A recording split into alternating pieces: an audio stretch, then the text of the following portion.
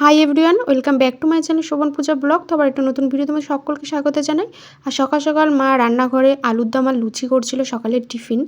আর এইদিকে বড়মশাই হলো বসে গেছে নারকেল কাটতে, কারণ সকালবেলা পিঠে হবে আর নবান্ন হবে, তার জন্য নারকেল কাটতে বলেছিল ঠাকমা। তো সেই নারকেলটাই কাটছে। আগের দিনকার রাতেও পিঠে হয়েছিল, তো সকালবেলা আবার পিঠে হবে, নবান্ন হবে, যার কারণে এই নারকেলটা কাটছে। তো চলো আজকের ভিডিওটার সাথে থাকো, আশা করি ভিডিওটা অনেক অনেক ভালো লাগবে। তরতাজা ফ্রেশ নারকেল বেরিয়েছে।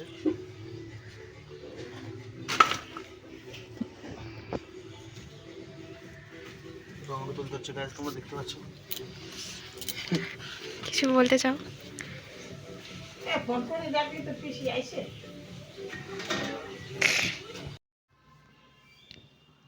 আর এইদিকে ঠাকমা নারকেলের পুরটা তৈরি করে নিচ্ছিল গুড় দিয়ে, কারণ কুলি পিঠে করবে, তার জন্য নারকেলের পুরটা এখানে রেডি করে নিচ্ছিল। মশা মারতে কামান না না, ওটা ডান্ডি অনেক বড়।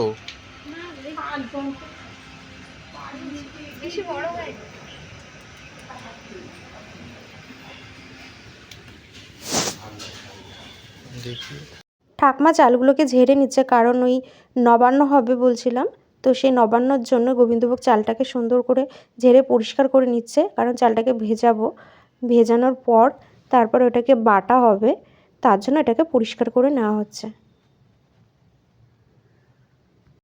আজ হবে আমাদের বাড়ি হাঁসের মাংস। এই দুটো হাঁস আগের দিনকার হাটের থেকে কাকা নিয়ে এসেছিল, সেইটাই বর যাচ্ছে কাটাতে। তারপরেই নিয়ে এসেছিলো বরমশাই এই চিকেন প্যাটিস, তারপরে পেস্ট্রি কেক, তারপরে আরও মানে পিৎজা নিয়ে এসেছিলো।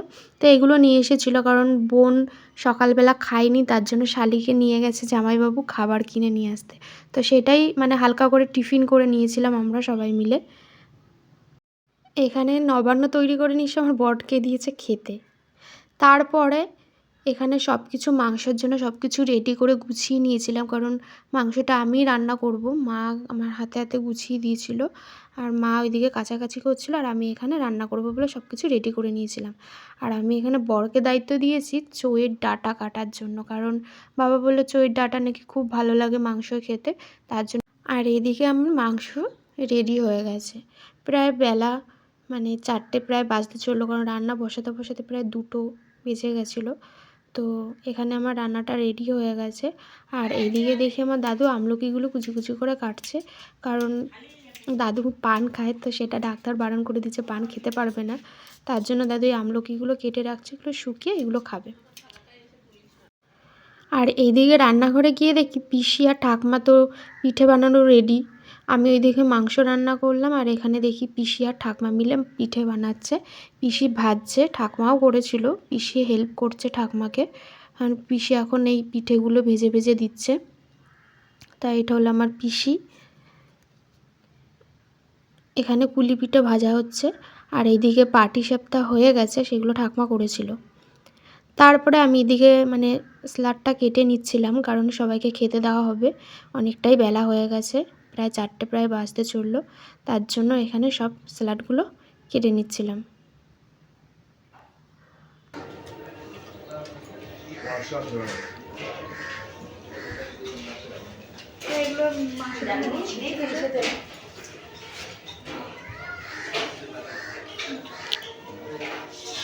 কেমন হয়েছে খেয়ে একটু বলো, কেমন হয়েছে? দারুণ হয়েছে, স্যালাডটা তো আরো অসাধারণ হয়েছে। তুমি আপনি বলুন কেমন হয়েছে। তো খাওয়া দাওয়া শেষ করে আমি রেডি হয়ে নিয়েছি বাড়ি যাব বলে, মানে শ্বশুর বাড়ি। অনেক দিন হয়ে গেছে, বাপের বাড়ি ছিলাম, প্রায় 11 দিন হয়ে গেছে। তো ভিডিওটা এখানেই শেষ করছি। ভিডিওটা যদি তোমাদের ভালো লেগে থাকে অবশ্যই like comment share and subscribe করে দিও। দেখা হবে একটা অন্য ভিডিওতে।